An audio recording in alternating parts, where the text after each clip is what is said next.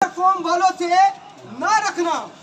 वो सुलेमान ने गैर कौम की औरतों से शादी की और जब बुढ़ापे में गया तो लिखा है उसकी बीवियों ने उससे अलग अलग देवताओं के मंदिर बनवाए, यानी कि वो मंदिर बनवाए ताकि वो पूजे, दूसरे देवताओं की प्रस्तुति करे। तो इन शख्स के बारे में बताना इसलिए चाहता हूँ कि सुलेमान वो शख्स था जिसको खुदा बाप ने कहा था न इसके जैसी हिकमत पहले किसी को दी गई न है न होगी। सुलेमान भी फंस गया। ये अच्छे भले होश में थे, जब होश में ना रहे तो क्या कर बैठे? गुनाह कर बैठे। और यहाँ पर कलाम मुकद्दस हमें बताता है कि रास्तबाज होने के लिए होश में आना बहुत ही ज्यादा जरूरी है। अब होश में क्यों आने हैं?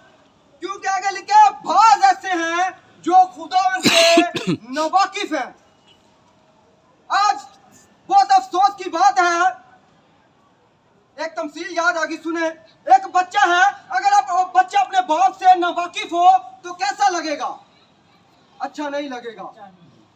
तो ऐसे ही कई खुदा से जो उन्हें पालता है, जो उन्हें कपड़ा देता है, जो उन्हें जिंदगी देता है, जो उन्हें सांस देता है, वो खुदा से कई ऐसे हैं जो खुदा से नावाकिफ हैं। आज इस वक्त पहाड़गंज से रूह साहब मुखातिब है। आपकी गलियों में ऐसे हैं जो खुदा से नावाकिफ हैं। आपके घरों में ऐसे हैं जो खुदा से नावाकिफ हैं। आपके पड़ोसी ऐसे हैं जो खुदा से नावाकिफ हैं। कौन इन्हें खुदा से वाकिफ कराएगा?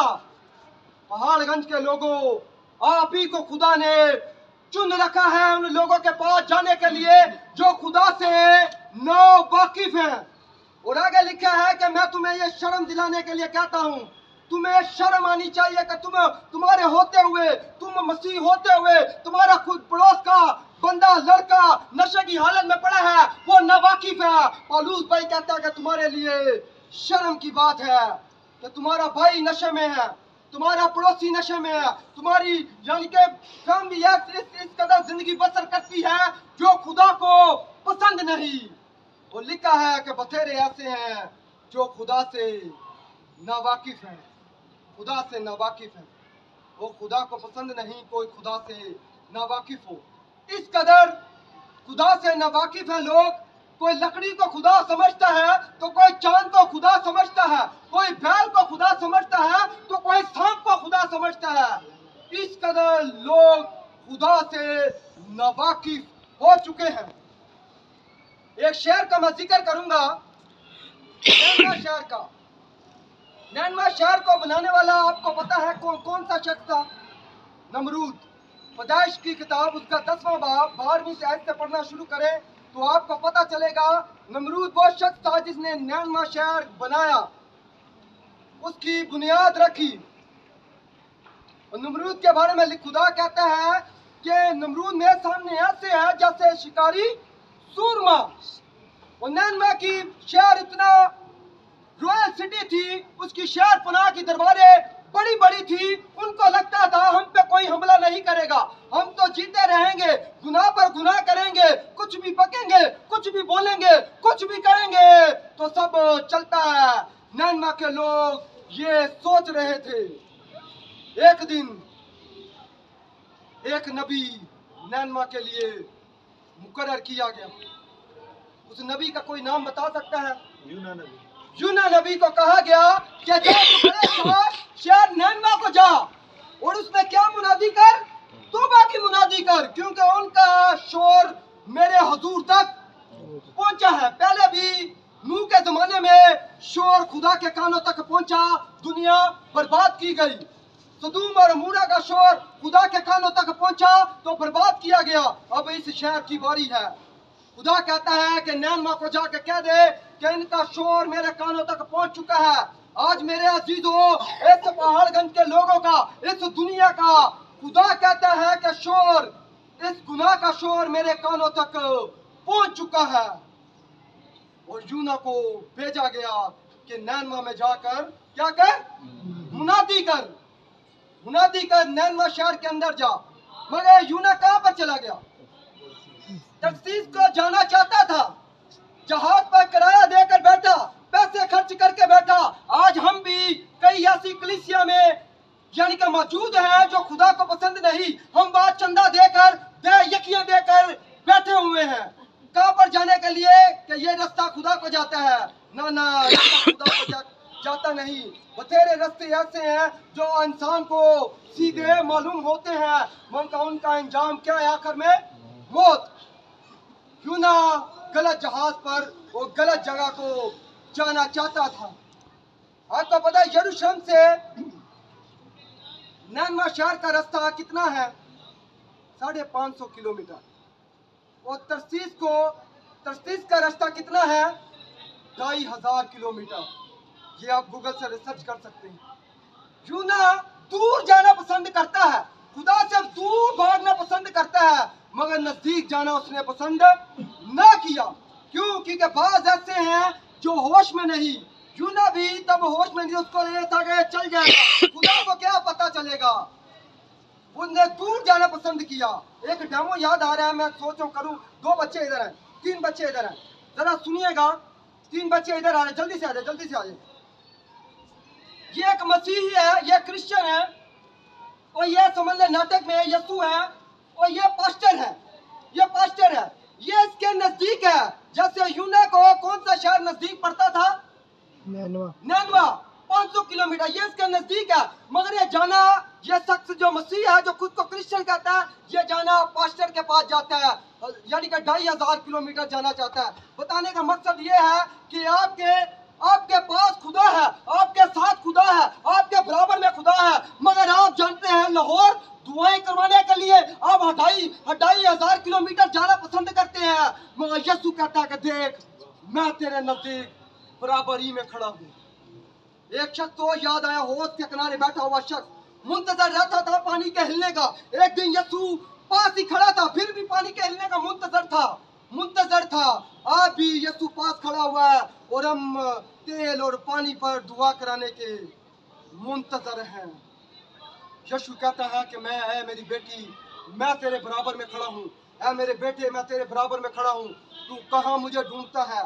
लिखा है कि अपनी कार कोठरी में जा, मैं वहाँ दुआ कर, मैं वहाँ मौजूद हूँ। दाऊद कहता है मैं पाताल में चला जाऊँ, वहाँ तू है। और हम पास्टरों की तलाश करते हैं, कोई हमारा सिर दर्द करे तो कोई हमारा पेट दर्द करे। यीशु कहता है कि बेटा, मैं तेरे बराबर में खड़ा हूँ। जैसे होश के किनारे बैठे हुए शख्स के यीशु बराबर में खड़ा था, फिर भी वो मुंतजर था कि पानी कब हिले और मैं कब जाऊं। ऐसे ही नैनवा को भेजा गया। नैनवा को कश्ती पर सवार होता है, और जहाज में क्या होता है? तूफान उठता है। और यह तूफान भेजने वाला कौन था? यहोवा एलोहीम खुदावन। भेजने वाला भी वही था, थमाने वाला भी वही था। आपको पता है यूना कश्ती में क्या कर रहा था? सो रहा था। और उसके जगाने वाले कौन थे? गैर कौम वाले शख्स थे जो यूना को जगाते हैं। अलग देवताओं की परस्तिश करते थे। बड़े अफसोस के साथ कहना पड़ता है, आज मेरा भाई आया नहीं जो गैर कौम से आया। आज गैर कौम मसीहत में आती है और मसीहत से आगे निकल जाती है, ज्यादा बाइबल पढ़ती है, ज्यादा दुआ करते हैं, ज्यादा खुदा से रफाकत करते हैं। आज मसीहत को गैर कौम वाले आते हैं और मसीहत को जगा रहे हैं। जैसे यूना सो रहा था, और यूना को जगाने वाले कौन थे? गैर कौम वाले। आज गैर कौम वाले मसीहत में आ जाते हैं, और हम जैसों को जो सोते हैं उनको क्या करते हैं? जगाते हैं। तूफान को लाने वाला खुदा था। एक और घटना याद आई, इसी का कनेक्शन है। नया नामे में मुकद्दस मरकज की इंजील उसका 4था बाब पढ़े तो वहां पर जिक्र है यीशु पानियों को थमाता है। यीशु पानियों को थमाता है, और वहां यीशु क्या कर रहा था? सो रहा था। मुझे भी ऐसा लगता था जब मैं दूध पीता बच्चा था, और जब यीशु ने निगाह की आसमान से, कहता कि बेटा अब तू बड़ा हो चुका है। सुने जरा, जब तक बच्चा छोटा है माँ उसको गोद में लिए फिरती है। जब बड़ा हो जाता है क्या फिर उसको माँ गोद में ले सकती है? नहीं। ऐसे खुदा कहता है कि बेटा जब तक तू बच्चा था तुझे मैं गोद में उठा सकता हूँ, अब तू बड़ा हो गया, अब तू शाना हो गया, अब तू जरा देख तुझे करना क्या है। मुझे भी ऐसा लगता था कुछ साल पहले कि यीशु कश्ती में सोता है, बचपन ही से सुना है कि कश्ती में यीशु सोता है। वो नारे लगते हैं जहाँ पर यह प्रचार किया जाता है कि यीशु तूफानों को थमा देता है, और वहाँ पर नारा लगता है, क्या नारा लगता है? हालेलुया। मगर बताना ये चाहता हूँ कि यीशु उस वक्त कश्ती में सो नहीं था। आपको ये जान कर ताजुब होगा, अभी साबित है, यीशु सो नहीं था। एक डेमो सुने, एक बच्चा है रात को मोबाइल यूज कर रहा है, अचानक उसका अब्बा गेट खोलता है, वो मोबाइल रख के फटाफट सो जाता है आंखें बंद करके। उसके जब वालिद साहब ने गेट खोल कर देखा, उसकी यहाँ बच्चे की आंखें बंद है, वो बच्चा क्या समझेगा? वो वालिद साहब क्या समझेगा कि बच्चा सो रहा है। ऐसे ही कश्ती पर पीछे यीशु लेटा हुआ था आंखें बंद करके। मैं बताऊंगा कि क्यों यीशु ने ऐसा किया, क्यों यीशु ने ऐसा किया, आंखें बंद करके लेटा हुआ था। और शागिर्दों का ये लगा कि यीशु सोता है, यीशु सोता है। यीशु ने सोने का एक्ट किया, जिसे कहते हैं ड्रामा किया। पता है क्यों? क्योंकि यीशु जाने के बाद सारा इख्तियार किनको दे के जाने वाला था?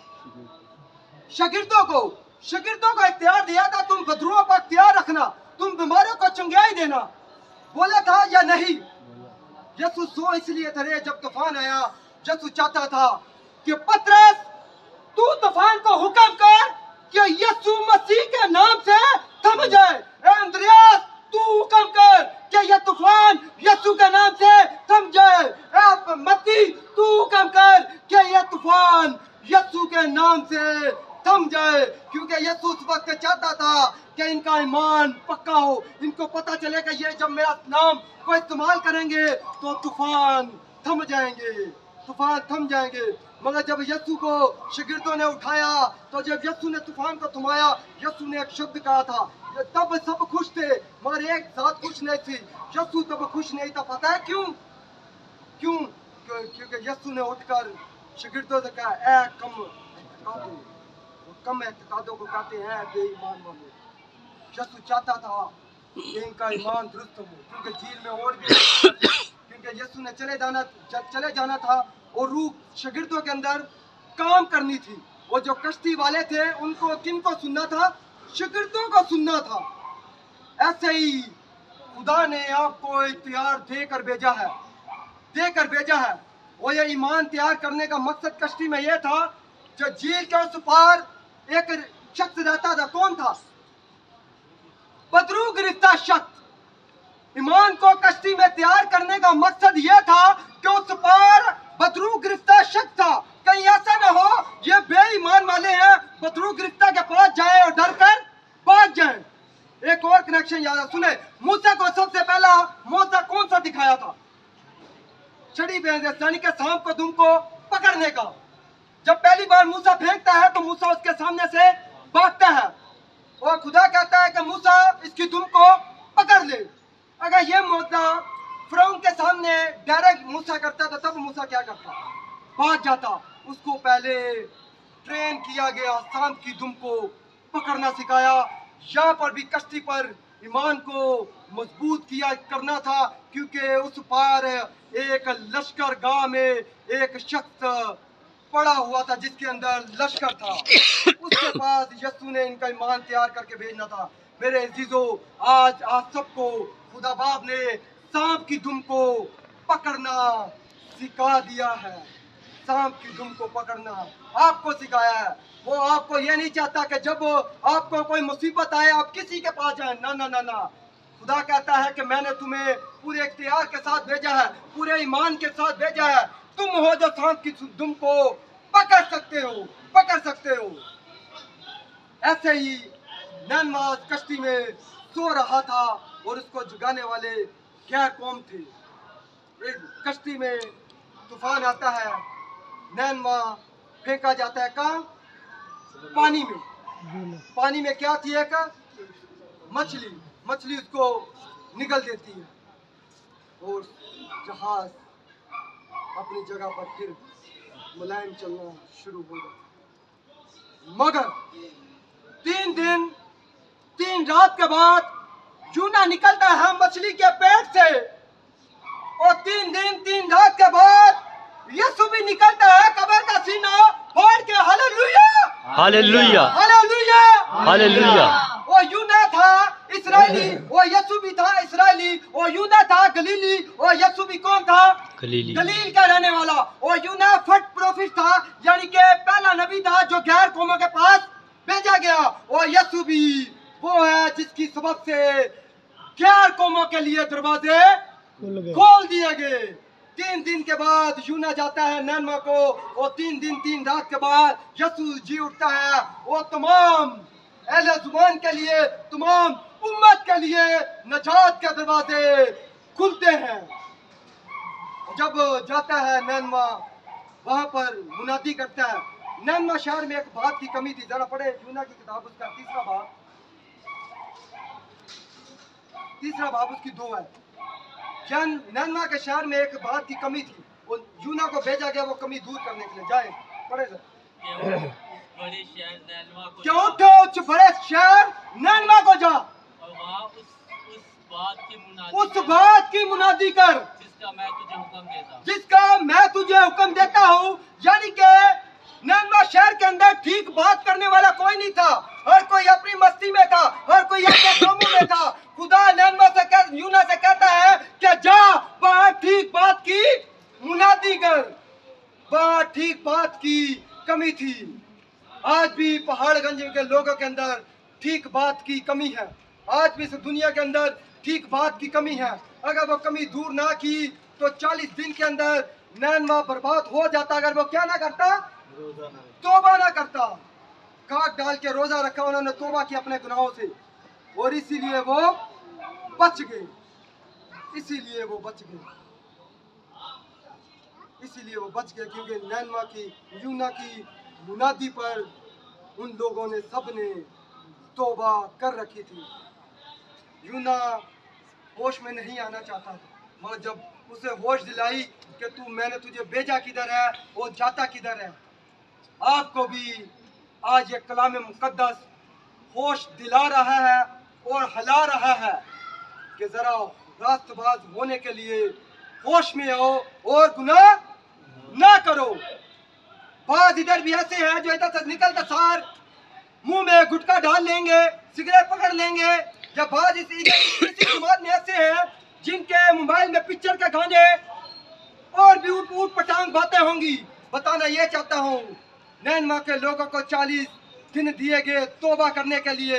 अगर आप जितने से कलाम को सुन रहे हैं, आप अगर होश में नहीं आते रास्तबाज होने के लिए, आप फिर अपने गुनाह पर गुनाह करते हैं, तो नैनवा शहर तो तौबा के वसीला से बच गया। आप अगर तौबा नहीं करेंगे, आप हलाक किए जाएंगे। सबसे खतरनाक जगह पता कौन सी है? दोज़ख की।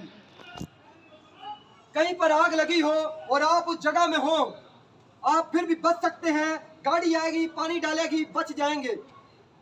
मगर जिस रोज आप दोज़ख में फेंके जाएंगे, उस रोज सवाए अफसोस के कुछ ना होगा। सवाए अफसोस के कुछ ना होगा। इसलिए आज खुदा कहता है आपसे, अपने अपने कामों से तौबा करो और होश में हो। नैनवा के शहर को 40 दिन दिए गए, और आपको पता है यरूशलेम के लोगों को यसु मसीह ने 40 साल दिए। ये एक दिन के बदले साल की प्रोफेसी है। यहाँ पर एक दिन था, यानी कि 40 दिन थे, और सन 30 के अंदर खुदावंद यसु मसीह ने पेशन गोई की, हैकल की बर्बादी की, और सन 70 के अंदर हैकल की बर्बादी हो चुकी थी। नैनवा के लोगों ने 40 दिन में तौबा की, और यहाँ पर यरूशलेम के लोगों ने 40 साल भी तौबा ना की, तो हैकल लिखा है कि हैकल बर्बाद हुई। हैकल में होती थी कुर्बानियाँ, और यसु था असली बरा। यसु चाहता था ना रहेगी हैकल और ना रहेगी कुर्बानी। ये कुछ सब के साथ यसु मसीह ने कहा था कि हैकल बर्बाद हो जाएगी 40 साल के बाद। मेरे अजीजों, इस कलाम का लब्बे लबाब ये था, आपको भी रास्तबाज होने के लिए होश में आना पड़ेगा, और होश के आने के बाद, अपना गुनाह छोड़ने के बाद, आपको उन लोगों के पास जाना पड़ेगा जो गैर कौम वाले हैं। आप उन लोगों के पास जाना पड़ेगा जो खुदा से नावाकिफ है, खुदा से नावाकिफ है। जो कलाम को नहीं पढ़ते, आप पढ़ते हैं, अच्छी बात है, दूसरों को भी बोले कि कलाम को पढ़े। जो कलाम से दूर है वो नावाकिफ है खुदा को, आपको उन लोगों के पास जाना पड़ेगा, जाना पड़ेगा। खुदावन इस पाक कलाम के वसीला से आप सबको बरकत दे। आमीन।